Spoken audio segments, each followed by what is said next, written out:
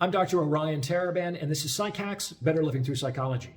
And the topic of today's short talk is loyalty means different things to men and women. In case you're new to the channel, I've already tackled the concept of respect in this vein, so please do check out that episode if you haven't done so already. Today, I'll be putting the concept of loyalty through the same treatment. Turns out that men and women can both be very loyal, though in very different ways. But before I get into it, please remember to like this episode and subscribe to this channel. It takes less than a second, costs you nothing, and it's a great way to help spread this message. So if you like what you're hearing, then please do the thing. Also, if you're thinking about going to grad school, then check out stellargre.com. You can use the coupon code PSYCH to get 10% off all membership plans.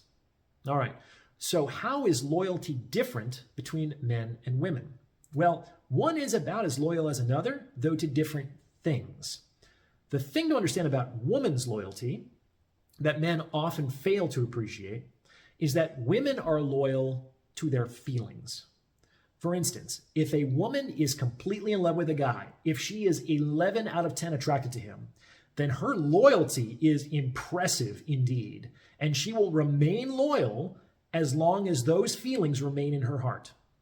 A woman who is extremely attracted to a man will move across the world for him, will change her religion for him, will break with her family for him, will lie, cheat, and steal for him, and will help bury the body with him if necessary. A woman at that level of attraction is ride or die, and she will do absolutely crazy, irrational, and life-altering things for a man to keep him in her life. It's both impressive and terrifying how loyal a woman can be under the right conditions. Of course, the caveat is that when that feeling shifts, when the attraction dips, when the love disappears, then so does the loyalty. So if you're in a relationship with a woman and you want to enjoy her continued loyalty, you have to approach her differently than you would another man. That is, while the best way to secure loyalty from a man is through a solemn and honorable agreement or understanding, the best way to secure loyalty from a woman is to continually do the things that encourage her desire and attraction to remain at a very high level. You get loyalty from women indirectly through attraction. But if you succeed in doing so, the results are significant and reliable. So, what about men? The thing to understand about men's loyalty that women often fail to appreciate is that men are loyal to their duties. That is, men understand that loyalty is the honorable fulfillment of a solemn oath. These concepts, duty, oath, honor, are not feminine concepts. I've personally never heard a woman talk about her duty ever. I'm sure that such women exist somewhere, but my hunch is that where they do, they're probably in very masculinized environments like the military. Duty, oaths, honor, these are masculine concepts. They don't really exist in the feminine world.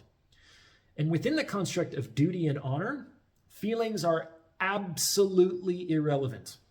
You do your duty, regardless of how you feel.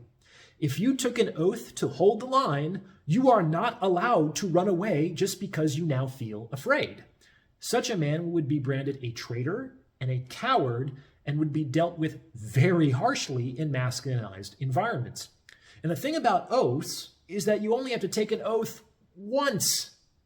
It's like a contract. It's signed once and then remains in force indefinitely until such day that the contract is amended through mutual consent of both parties. As a result of the oath, men reasonably assume that no further action is required in order to expect the faithful execution of duty. And this is how men tend to approach their relationship commitments with women. It's like, I said I do at the altar, what more do you want?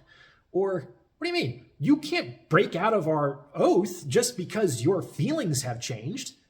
And the liability with this approach for men is that they can often end up in relationships where really all they have left is their duty. And they spend the remainder of their lives with someone they don't love, or with someone who stopped loving them long ago. In those situations, it's like the only thing these men have left is the fact that they never broke their commitment, which is a pretty dry and empty victory, kind of like fighting for a country that no longer exists. This is certainly not what we should be striving for in our personal relationships. So, what's the upshot?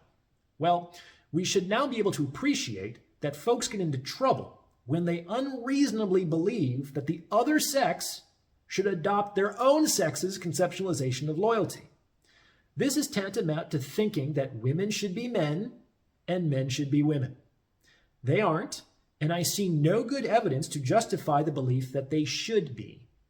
Men and women are different, and vive la différence. On the other hand, appreciating those differences should allow both men and women to have more harmonious and satisfying relationships with one another. Finally, we can see that women have an opportunity to learn from men, and men have an opportunity to learn from women. So what can women learn from men? Well, women can learn to honor their commitments irrespective of their emotions. That's important. And what can men learn from women? Well, men can learn to find more joy and pleasure in discharging their commitments, which is also important. The union of those two things, the joyful execution of our duty, is actually the ideal situation. And I contend that that is what we should all be striving toward. What do you think? What does loyalty mean to you? Let me know in the comments below, and thank you for listening.